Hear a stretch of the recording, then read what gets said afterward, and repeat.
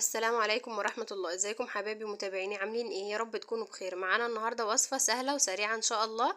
ولو انتم من الناس اللي بتستثقلوا عمايل المحشي ان شاء الله هتكون الوصفة النهاردة بسيطة معاكم، ومن بعد الفيديو ده هتطلعوا منه بكل التركات وبكل الخطوات اللي تسهل عليكم عمايل المحشي، ويطلع معاكم ما شاء الله زي ما انتم شايفينه مفلفل وجميل كده ومستوي ولونه جميل قوي كمان.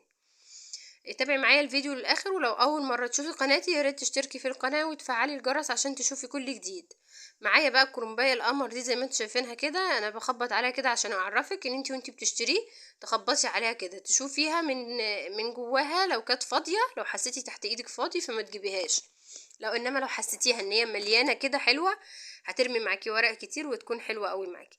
اول حاجه انا شلت الورق اللي هو مش بيكون ليه لازمه في الاول خالص، وبعد كده بقى ببتدي اقطع معاكم الورق. دي طريقه، او ممكن من اول ما نمسك الكرنبايه نقطع الراس بتاعتها من فوق زي ما هوريكم دلوقتي. او لو انت بقى ما عندكيش حله كبيره، بلاش ان انت تعملي الخطوه دي. لو لسه مبتدئه يا ريت تعملي كام ورقه بكام ورقه افضل، تسلقيهم عشان يعني ما تكونيش مش عارفه تتصرفي فيها ازاي لو اول مره تعمليه. البنات المبتدئه او كده، والناس اللي هي بتستثقل عمايل المحشي. انا بقطع كده الورق، بشيل كل ورقة كده من ناحية العروش بتاعتها كده من فوق وبقطعها. وبعد كده بقى هاجي دلوقتي خلاص هي صغرت معايا اهي، قربت تصغر خالص. انا هبتدي بشيل كده الورقة ورقة. هشيل بقى الراس، يا اما ممكن من اول ما تمسكي الكرنبايه تشيلي الراس اول حاجة. بعد ما بتشيلي الورق اللي هو مش بيكون ليه لازمة، اللي بيكون الخارجي ليها اللي بيكون اخضر قوي اهو كده زي ما انتوا شايفين. كده بتسهل عليكي ان انت تسلقيه بكل سهوله. ولو انت ما عندكيش حله كبيره مثلا انت تحطي الكرنبايه على بعضها، فالطريقه دي هتكون سهله قوي معاكي وبسيطه. طبعا داخلين على رمضان وسفره رمضان، في اول يوم ان شاء الله معظم الناس بيحبوا يعملوا المحشي، فان شاء الله الوصفه دي تعجبكم وتستفادوا منها. انا هسلق الورق كده ميه تكون سخنه بتغلي، ضفت فيها معلقه صغيره من الكمون ومعلقتين من الملح صغيرين. عشان طبعا الورق بتاعنا يبقى متطعم كده وطعمه حلو تمام وانا بسلقه. والكمون عشان الكرنب يعني بيخليه ريحته حلوه وما يعملش انتفاخ وكده. فانا دلوقتي هسلق الورق بتاعي بقى، قعد كل كميه ورق في الميه حوالي دقيقتين. كل كميه ورق حوالي دقيقتين. طبعا ساعات الورق في ورق بيكون طري، فعلى حسب الورق في ايدك، لو لقيتيه طري كده وبقى حلو طلعيه، ما تستنيش عليه عشان ما يتهريش معاكي. وكمان احنا لما بنطلعه ونحطه في مصفى كده وتحتيها حاجة عشان المصفى ما توقعش مية وتبهدل لنا الدنيا، المصفى دي يعني لما بنحطه فوق بعضه كده بيستوي اكتر، السخونية بتاعته دي بتسويه اكتر. فنخلي بالنا من النقطة دي، ما نزودش عندي دقيقتين في المية لكل شوية كمية ورق. طبعا هو بيبقى منفوخ زي ما انتم شايفين، واول ما بنحطه بيهبط كده.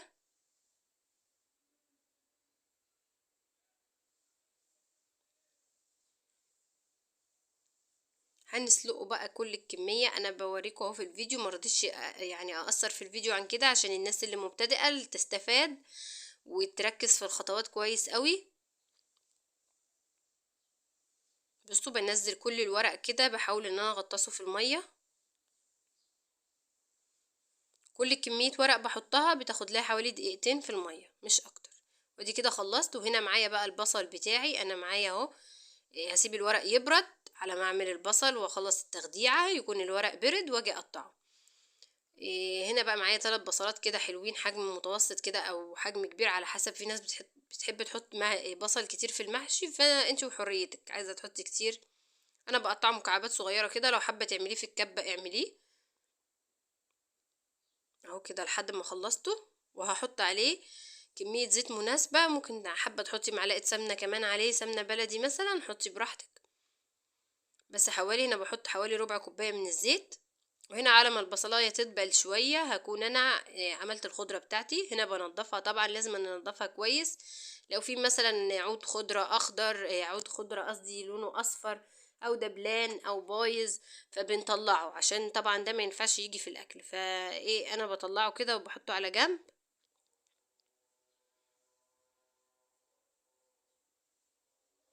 او كده. وبعدين انا دلوقتي هحط لها ميه وخل، وهسيبها في الميه دي.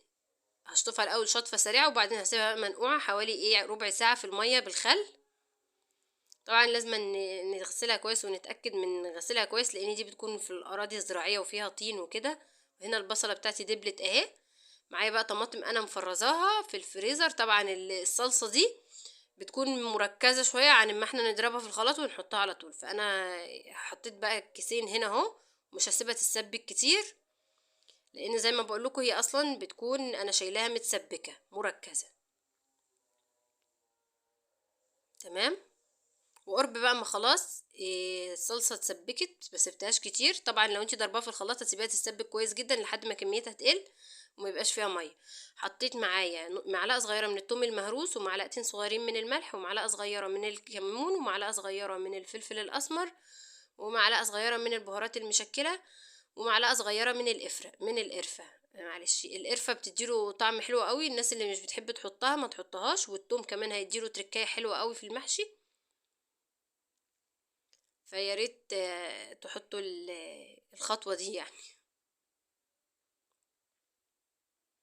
هنا بقى انا بقطع الورق بتاعي، بمسكه كده من عند العروش. انا خلاص خلصت التسبيكة، رحت بقى للورق. يعني ننظم خطواتنا كده عشان يكون سهل علينا وبسيط ان شاء الله. بمسك الحتة دي اللي هي العرش اللي فوق الناشف اللي بيكون جامد ده، بشيله. بقفل الورقة كده اهو كده، وبقطعها. انا بستسهل التقطيع على ايدي. لو حابة انتي تقطعي على بلانشة او على الرخامة براحتك.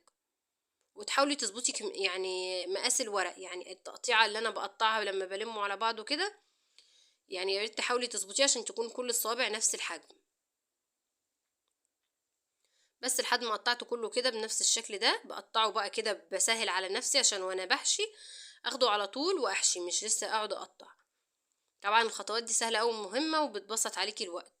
لو عندك عزومه بقى وحابه تخلصيه من اليوم اللي قبله وتحطيه في التلاجة من بالليل، ده هيكون سهل عليكي قوي، هيسهل عليكي خطوات كتيره. لكن لو برضو ما عملتيش كده وعملتيه في يومها، يعني تبتدي مثلا شغل من بدري شوية وان شاء الله هيخلص معاكي وهيكون سهل وبسيط ان شاء الله. انا كده خلصت كمية الورق بتاعتي كلها. بحب احط الورق اللي هو الاخضر في جنب لوحده، والورق الاصفر في لوحده في جنب، عشان ابقى عارفة وانا بستخدم انا ايه بعمل ايه. هنا بقى فضيت التسبيكة بتاعتي في حاجة كده، في صينية واسعة اهي كده.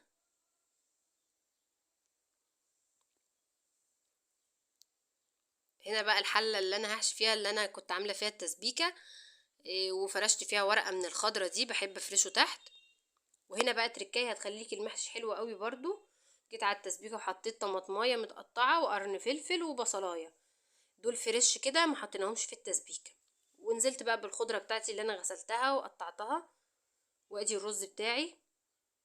جيبي طبعا كمية مناسبة بقى من الرز.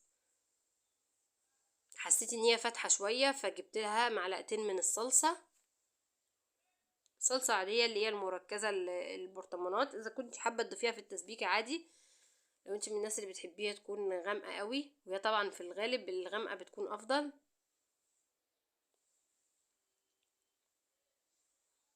او كده. طريقة اللف بقى بتمسكي ورقة ورقة على ايدك كده إيه تحطي كمية رز مش كتير عشان الرز ما يطلعش منه ويبقى كده طالع من الصبع وشكله مش حلو ويبوظ الشكل. فنحط مش كتير ونلفه كويس قوي، نقفله كويس قوي. وانتي بتلفيه تتكي عليه كده وتقفليه كويس قوي بحيث ما يكونش الصابع مهوي كده. وببتدي من تحت، اول صف تحت بحط اللي هو لونه اخضر، بحيث ان هو يعني مثلا لو اتلسع منك او حاجة فما يكونش هدرنا من الورق اللي هو التاني الفاتح. هو مش اخضر قوي برضو، بيكون جميل في الاخر برضو، خلي بالك يعني اخر صفة دي بتكون حلوة برضو. انا كده خلصت الحلة بتاعتي اهي. وهنا بقى معايا المرقة بتاعتي. اي مرقه عندك بقى، لحمه فراخ اي حاجه، هنسقي بيها المحشي كده. بص انا لسه محتاجه شويه تاني، جبت شويه مرقه تانيين. هنسقيه كده لحد اخر صف فيه. يعني يكون يعني الشوربه تكون فيه كده مش مغطياه عشان ما يكونش معجن معانا. تمام. يعني الشوربه ما تكونش مغطيه اول صف. هنا وهنا حطيته على النار، على نار عاليه، واول ما يتشرب ويغلي هنوطي عليه النار خالص لحد ما تشوفوا المنظر الجميل ده بقى. اول ما تشمي ريحته وخلاص يتشرب الشوربه اللي فيه كلها، بنوطي عليه النار ونطفي عليه. ونسيبه بقى حوالي نص ساعة او ساعة الا ربع كده على النار مع نفسه، على نار واطية، لحد ما تشوفوا الجمال ده. هيطلع معاكي احلى محشي. تجربيه ان شاء الله لو عملتي الخطوات دي كلها. واشوفكم في وصفة جديدة وفيديو جديد، وما تنسوش اللايك. مع السلامة.